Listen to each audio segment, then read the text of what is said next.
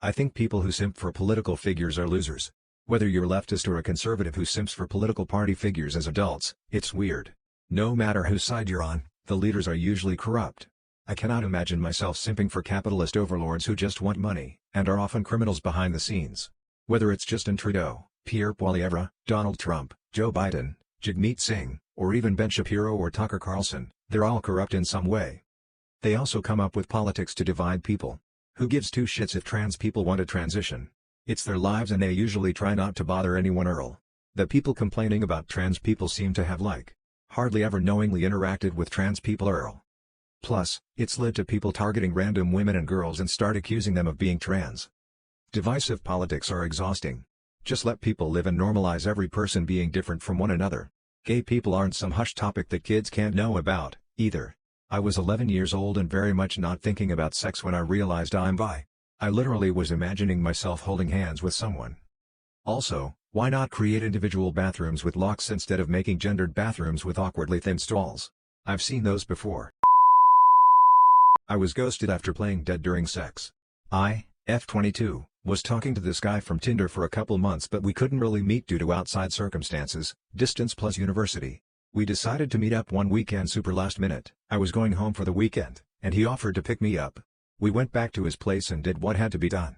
I was laying on my back and he was choking me and making eye contact, but it was my first time and I kinda got nervous, so I thought it'd be funny to start playing dead. I closed my eyes and turned my head to the side, stopped making noise, and became limp. I even stuck my tongue out to add to the bit, but after some awkward silence I realized he either A, didn't realize what I was doing, or B, thought it wasn't funny. I got really embarrassed and went back to having sex on the day after he ghosted me. Skeptical, I'm so fucking embarrassed. Today I learned my cat is gay. My cat had some crusted poop right below his asshole. I waited a couple weeks hoping it would fall off or disintegrate on its own. Wrong. So today I got a wet paper towel and a dry rag and start wiping it off. After fighting it he relented.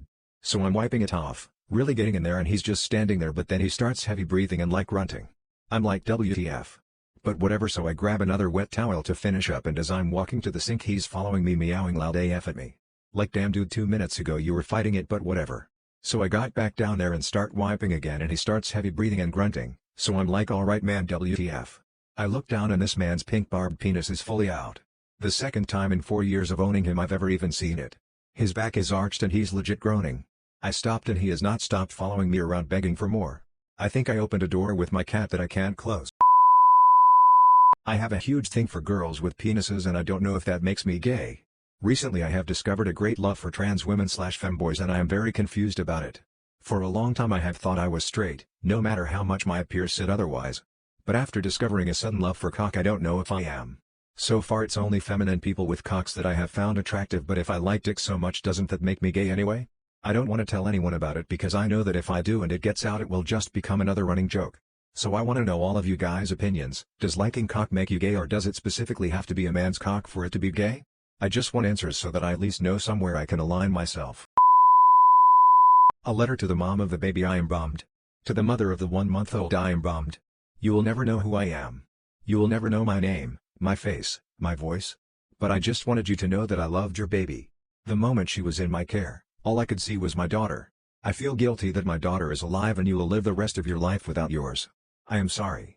I am so sorry. I visited her every day we had her until her funeral. I swaddled her, sang to her, rocked her, put baby lotion on her so she doesn't smell like chemicals, and gave her one of my daughter's hats. I wish I could give you a hug. I wish I could hold you while you cry and be a rock for you. Taking care of your baby was a privilege and an honor. Your daughter is the reason I do this job. I hope she looks, feels, and smells the way she should. I hope I am able to give you some sense of closure.